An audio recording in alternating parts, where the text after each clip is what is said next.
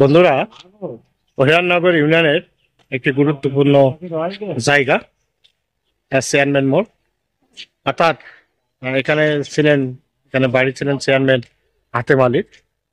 আরো একজন চেয়ারম্যান এই হরিয়ানগর ইউনিয়নের আছেন, তিনি আছেন ডুমুরখালীর বীর মুক্তিযোদ্ধা হাতেম আলী সর্দার। তো হাতেম আলী চেয়ারম্যানের নাম অনুসারে এই মোড়টির নামকরণ করা হয়েছে চেয়ারম্যান মোড়। এই চেয়ারম্যান মোড়ে একটি রাইস মিল, একটি কাঠ কাটা মিল অর্থাৎ সমিল, এবং পাশাপাশি দুটি ভাটা এবং পাশে চৌধুরী মোড় একসাথে কিন্তু এই চেয়ারম্যান মোড়ে আছে। এখানকার জীবন যাত্রা তো অনেক সহজ সরল, আপনারা দেখতে পাচ্ছেন।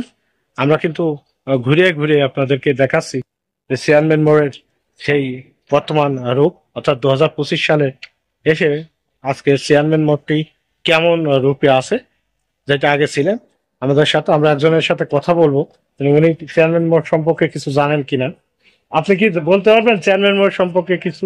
না, আমি তো এই এলাকায় নতুন। আচ্ছা, নতুন এসেছেন, উনি জানেন না। তবে আপনারা দেখতে পাচ্ছেন হরিয়ানগর ইউনিয়নের কিন্তু এই গুরুত্বপূর্ণ একটি রোড, অর্থাৎ এই রোড দিয়েই কিন্তু আপনার খাটুরা, যে হরিয়ানগর ইউনিয়ন পরিষদ খাটুরায় অবস্থিত, সেখানে যেতে হয়। পাশাপাশি এই রোডটা কিন্তু একটা খেদাপাড়ার দিকে, অর্থাৎ মনিরামপুর উপজেলা শহরের দিকে, একটি রাজগঞ্জ দিকে, একটি ঝিগুরগাছা উপজেলা পরিষদের দিকে টোটালি কিন্তু একটি এবং এটা কিন্তু একটি চার রাস্তা মোড়। আমি যেখানে দাঁড়িয়ে আছে আপনারা দেখতে পাচ্ছেন, এবং মানুষের আনাগোনাও দেখতে পাচ্ছেন। চেয়ারম্যান মোড়ের যে ব্যাপারটি বললাম, এটাই হচ্ছে চেয়ারম্যান মোড় এবং সৌন্দর্য, হরিয়ানগর ইউনিয়নের একটি সৌন্দর্য। চাচা, বাসা কি এখানে? চাচা আছেন একজন বয়োবৃদ্ধ আমাদের সাথে যুক্ত হয়েছেন। বন্ধুরা, আপনারা দেখতে পাচ্ছেন যে চাচা আমাদেরকে জানাবেন যে এখানে কোন চেয়ারম্যান বাড়ি ছিল, এই মোড়টায় কোন চেয়ারম্যানের বাড়ি ছিল এখানে? হাতেম চেয়ারম্যান। আমাদের কিন্তু এই ইউনিয়নে আরো একজন চেয়ারম্যান ছিলেন হাতেম আলী সর্দার, তার বাড়ি কোথায় ছিলেন? বহুদিন আগে। তার আগে কি চেয়ারম্যান ছিলেন হাতেম সর্দার? জোহর। তার আগে এই যে মোড়টা, এই মোড়টা তো সেই চেয়ারম্যান জোহরের নামে না, মাস্টার জহুরুল ইসলামও কিন্তু এই ইউনিয়নের চেয়ারম্যান ছিলেন সাবেক।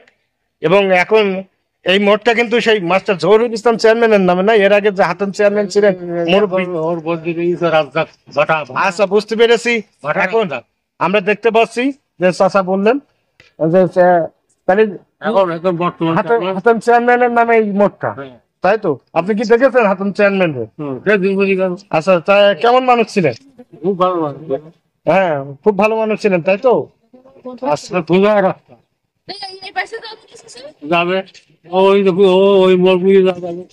তো বন্ধুরা, আমরা কথা বললাম চাচার সাথে, এবং এই চেয়ারম্যান মোড়ে দাঁড়িয়ে চার রাস্তার মোড়, এবং তার দুই পাশে কিন্তু আমি আগেই উল্লেখ করেছি দুটি ভাটা, একটি রাইস মিল আছে, এবং আস্তে আস্তে কিন্তু এই মোড়টি কিন্তু এখন সমৃদ্ধ হয়ে যাচ্ছে।